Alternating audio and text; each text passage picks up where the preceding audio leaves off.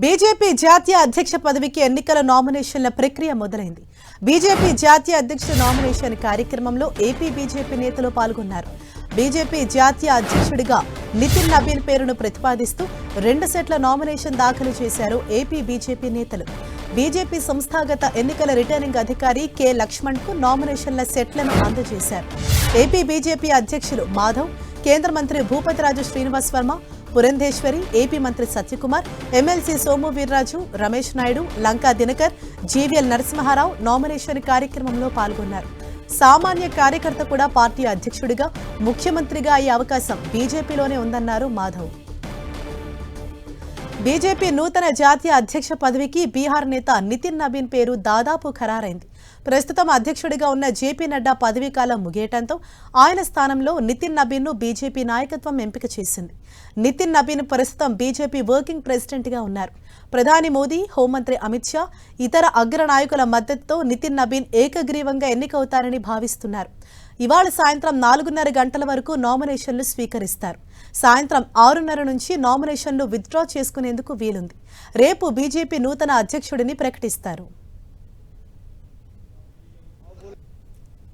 ఇవాళ భారతీయ జనతా పార్టీ జాతీయ అధ్యక్షుడు ఎన్నుకునే నేపథ్యంలో ఇవాళ భారతీయ జనతా పార్టీ ఆంధ్రప్రదేశ్ శాఖ మొత్తం అందరూ రావడం జరిగింది.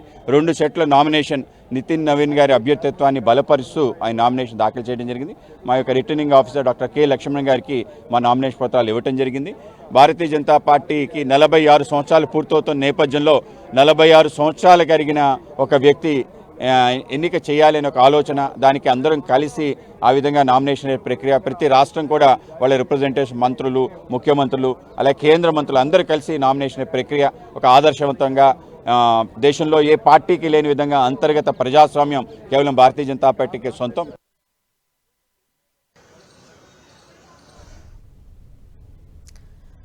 దీనిపై మరింత సమాచారాన్ని మా ప్రతినిధి గోపి మనకు అందిస్తారు. గోపి, హర్ష, బీజేపీ జాతీయ అధ్యక్ష పదవికి జాతీయ కార్యనిర్వాహక అధ్యక్షుడు నితిన్ నబీన్ నామినేషన్ ను దాఖలు చేయడం జరిగింది. నితిన్ నబీన్ నామినేషన్ కు మద్దతుగా కేంద్ర మంత్రి, హోంశాఖ మంత్రి అమిత్ షా, అదేవిధంగా కేంద్ర మంత్రి నితిన్ గడ్కరీ కూడా ఆయనకు మద్దతు తెలిపేందుకు బీజేపీ కార్యాలయానికి చేరుకోవడం జరిగింది. అయితే ఈ రోజు సాయంత్రం వరకు కూడా ఈ నామినేషన్ ప్రక్రియ జరుగుతుంది. సాయంత్రం 6 గంటలకు ఈ యొక్క నామినేషన్ల పరిశీలన, ఉపసంహరణకు గడువు సమయం ఇస్తారు. ఆ తర్వాత రేపు జాతీయ అధ్యక్షుడి ప్రకటన ఉంటుంది. అయితే బీజేపీ ఇప్పటికే నితిన్ నబీన్ ని జాతీయ అధ్యక్షుడిగా నియమించేందుకు కూడా పూర్తి సన్నాహాలు ఏర్పాటు చేశారు.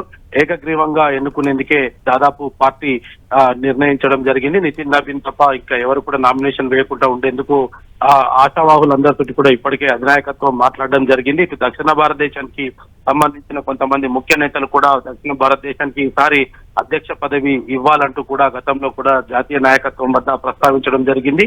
ప్రస్తుతం నితిన్ నబీన్ నామినేషన్ దాఖలు చేయడం పూర్తి అయింది.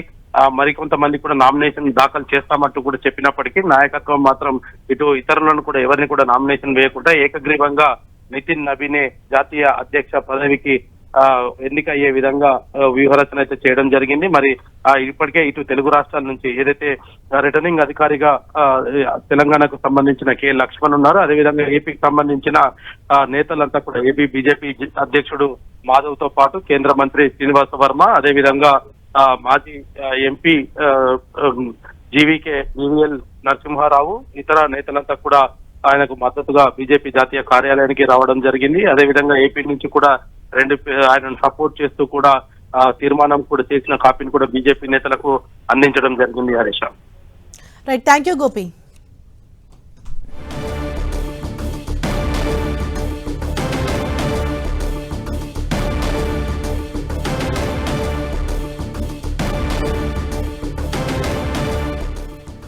బీజేపీ జాతీయ అధ్యక్ష పదవికి నామినేషన్ల ప్రక్రియ ప్రారంభమైంది. నితిన్ నబీన్ పేరును ప్రతిపాదిస్తూ 2 సెట్ల నామినేషన్ను ఇప్పటికే ఏపీ బీజేపీ నేతలు దాఖలు చేశారు.